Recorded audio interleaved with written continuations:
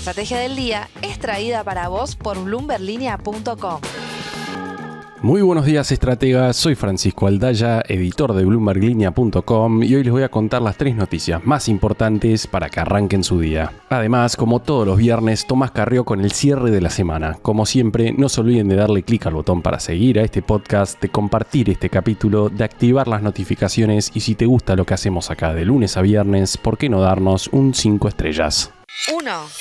El índice ENVI de JP Morgan, mejor conocido como riesgo país, se sigue desplomando y perforó ayer la barrera de los 800 puntos. No es solo el menor nivel en 5 años, sino que también refleja una caída acumulada de más de 1.130 puntos desde el día antes de que asumiera Milei en diciembre de 2023. Impulsada por la apreciación de los bonos soberanos, esta tendencia a la baja mejora cada vez más las perspectivas de una emisión de deuda internacional en 2025, algo crucial para refinanciar los vencimientos del país que empiezan a caer con fuerza el año que viene. Sin duda que mejor ir al mercado que usar un repo o las pocas reservas netas que eventualmente haya en el central. Pero volviendo a los bonos argentinos con ley de Nueva York, estamos hablando de subas superiores al 90% solo en este 2024. El G30, por ejemplo, trepó 92%. Con esta racha, los títulos de renta fija se están vendiendo hoy en el mercado secundario a entre el 57 y el 77% de su valor nominal. Es decir, a años luz del piso inferior al 20% que tocaron en el 2022. Sin embargo, como decíamos ayer, la euforia es mayormente local y los inversores extranjeros siguen esperando al fin de los controles de capital para involucrarse plenamente. Pero eso no quiere decir que los analistas no estén bullish con la Argentina en el largo plazo. Bancos como el JP Morgan vienen corrigiendo a la baja sus previsiones de inflación para el país, mientras que los futuros del dólar siguen cediendo. ¿Volverá a colocar deuda argentina en el 2025? 2. El gobierno de Javier Milei decidió ayer dar de baja la jubilación de privilegio de Cristina Kirchner tras la reciente confirmación de su condena a 6 años de prisión e inhabilitación perpetua para ejercer cargos públicos. La medida afecta tanto la asignación personal de Cristina como la derivada por la pensión de Néstor Kirchner, sumando entre ambas 21 millones de pesos mensuales. El Ministerio de Capital Humano dijo que la decisión no constituye una sanción accesoria a la condena penal, sino una consecuencia de la indignidad de continuar recibiendo estos beneficios tras ser considerada responsable de administración fraudulenta. Según explicó la cartera que preside Sandra Petovelo, la jubilación de privilegio es una asignación graciable otorgada por el honor y el mérito en el cargo presidencial y no vinculada a aportes previsionales. El gobierno argumentó en ese sentido que la condena penal de Fernández de Kirchner afecta la legitimidad de seguir recibiendo esos beneficios, mientras que destacó la importancia de enviar un mensaje ejemplar para la sociedad y la clase política. El vocero presidencial Manuel Adorni, por su parte, dijo que esta decisión también va a representar un ahorro para el Estado y recalcó que el privilegio de exmandatarios no debería tener cabida en el país. 3. Javier Milei partió rumbo a los Estados Unidos ayer para participar en la Conferencia de Acción Política Conservadora, o CPAC, en el estado de Florida, donde va a mantener también un mano a mano con Donald Trump. En su viaje, Milei apunta a fortalecer la relación con el republicano y avanzar a un posible acuerdo de libre comercio con Estados Unidos sin descuidar las negociaciones con otros países como China.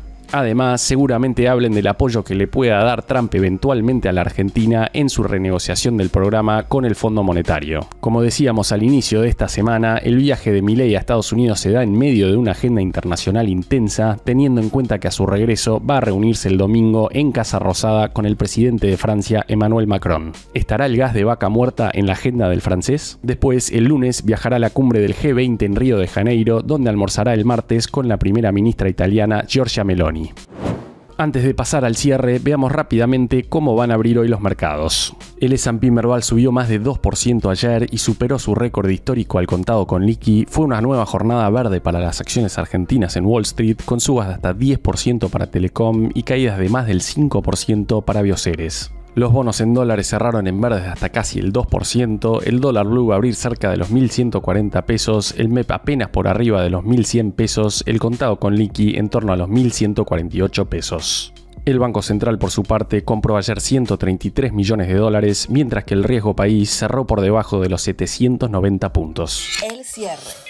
Y ahora, Tomás Carrió, contanos cómo estamos cerrando otra semana más en el mercado argentino. Muy buenos días, bienvenidos a una nueva edición del cierre de la semana. Mi nombre es Tomás Carrió, soy editor de Bloomberg Línea en Argentina y como cada viernes quería invitarlos a repasar acá los temas que marcaron la agenda económica en Argentina.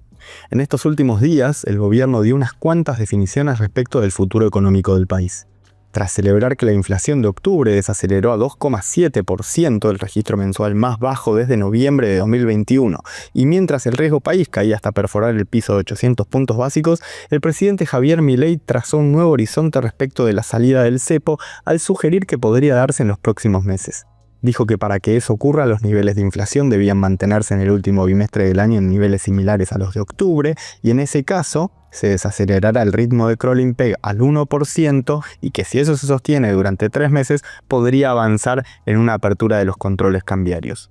Sobre ese escenario hablamos con Camilo Tiscornia, director de CIT Asesores Económicos, a quien le preguntamos qué posibilidades ve para que la inflación se mantenga en los niveles de octubre en meses en los que estacionalmente los precios suelen mostrar presiones al alza respecto de octubre. Lo escuchamos.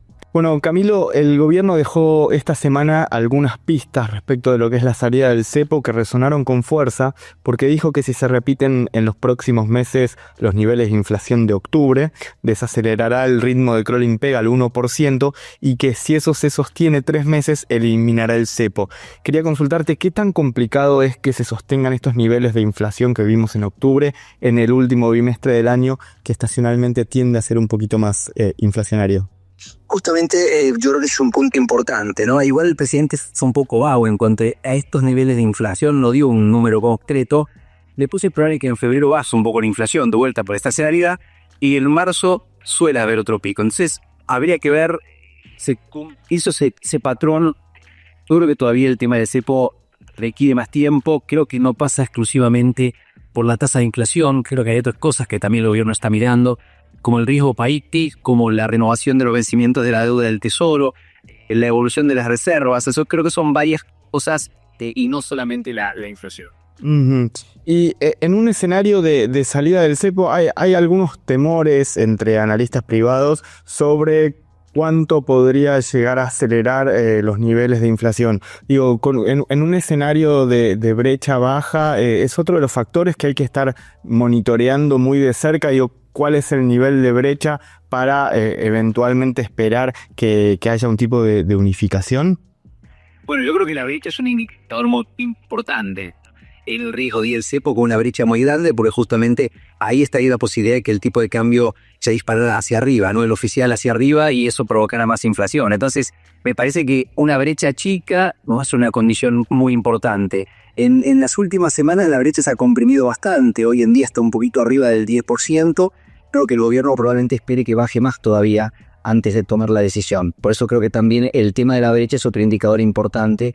Creo yo que personalmente la inflación no creo que sea el indicador más relevante de cara a definir el timing de la apertura del cepo. Creo que la brecha, el riesgo país y el ritmo de renovación, el perfil de vencimiento de la deuda del Tesoro, me parece son factores más relevantes. Uh-huh. Y la última consulta, ¿crees que otro de los factores que habría que estar mirando es cuándo puede llegar a darse inicio del trade electoral o la cobertura preelectoral, teniendo en cuenta que, por lo menos por lo que dijo Milei, daría a entenderse que el gobierno podría estar pensando en una eliminación del cepo, si todo sale bien, dentro de unos 5 meses, porque eran primero 2 meses que se sostengan estos niveles de inflación, más 3 meses. Digo, justo daría para la altura de abril-mayo, cuando ya están los cierres de listas y demás.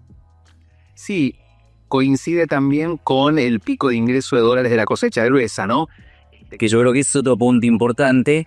Me parece que el gobierno al momento de abrir el cepo tendría que más o menos estar en un momento en el que crea que pueden entrar suficientes dólares eventualmente para enfrentar si hubiera algún tipo de salida. O sea que uno podría pensar que ese tal vez podría ser un buen momento, pero es cierto que también las elecciones yo creo que de alguna forma juegan a favor de seguir extendiendo el cepo, porque el cepo le da al gobierno bastante más control, con lo cual podría pensarse que tal vez el gobierno quiere estirar aún más la salida del cepo. Yo creo que es muy incierto esto todavía. Creo que también mucho va a tener que ver en el caso político con cómo se vaya perfilando el gobierno en las encuestas de cara a esas elecciones. Lógicamente que cuanto mejor quede posicionado el gobierno, mejor serán los resultados en las elecciones, y eso creo que puede potenciar toda la situación financiera, porque me parece que el resultado de las elecciones va a hablar mucho de la posibilidad de extender la política económica actual en el tiempo más allá del 2025. Entonces, cuanto más se consolide el gobierno,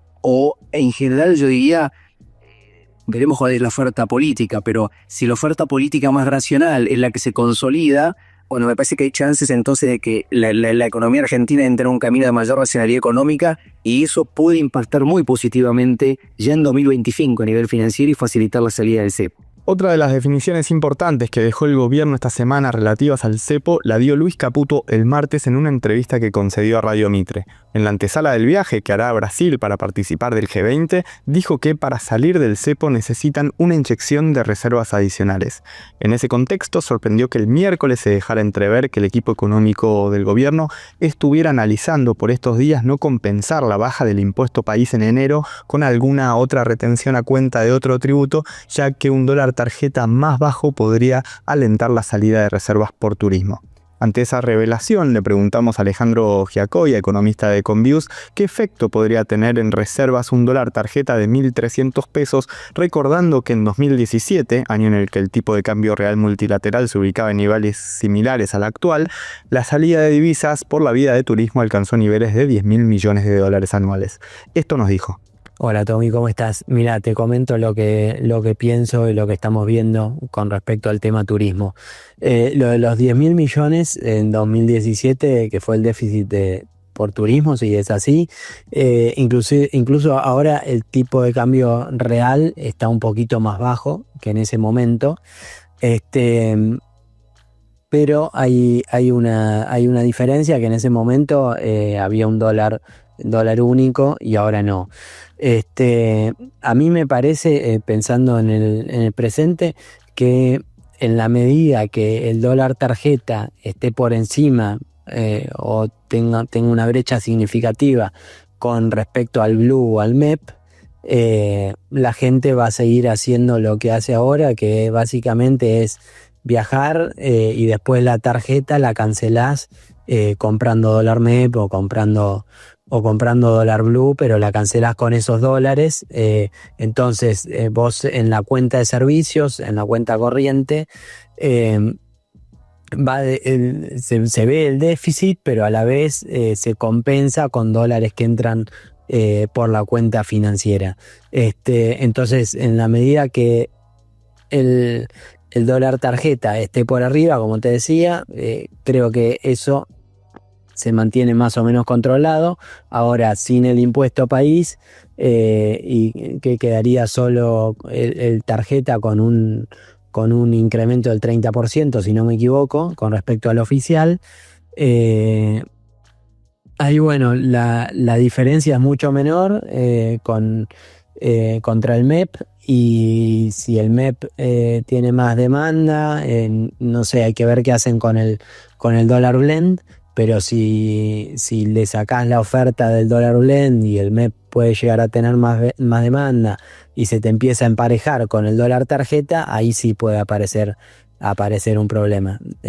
Pero por ahora lo que estamos viendo es que no es un problema grande, por esto que te digo, porque la gente está pagando los gastos de la tarjeta con dólares propios, digamos. Una cosa más es que si mirás el salario en dólares y lo comparás con el gasto en turismo que se ve en el MULC, tiene una correlación bastante alta.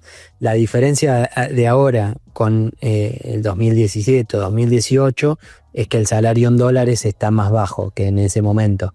Entonces uno podría pensar que eso puede llegar a ayudar para que el déficit de ese no sea tan grande.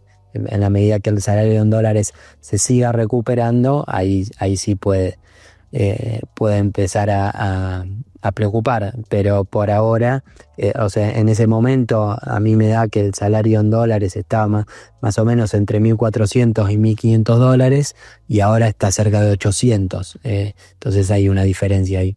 Más allá de estas pistas que fue dejando el gobierno, lo concreto es que el mercado celebró en estos días las fuertes compras de reservas por parte del Banco Central.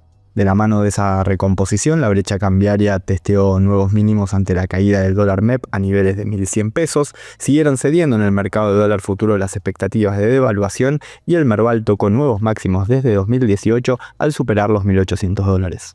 La frase del día. Antes de irnos, escuchemos lo que le dijo ayer la ministra de Capital Humano, Sandra Petovelo, cuando Ámbito le consultó por la posible judicialización de la jubilación de Cristina Kirchner. Confío en que la justicia estará a la altura. Petovelo también dijo que van a suspender la jubilación de privilegio de Amado Vudú. Esto fue un nuevo capítulo de la Estrategia del Día Argentina. Yo soy Francisco Aldaya, editor de Bloomberg Línea, y me podés seguir en Twitter en @franaldaya. No se olviden de darle clic al botón para seguir a este podcast y a la campanita para que se enteren al instante cada vez que sale un capítulo de lunes a viernes. Espero que tengas una gran jornada productiva. Esto fue La Estrategia del Día Argentina, escrito y narrado por Francisco Aldaya. Producido por Arturo Luna y Daniela Hernández. Que tengas un día muy productivo.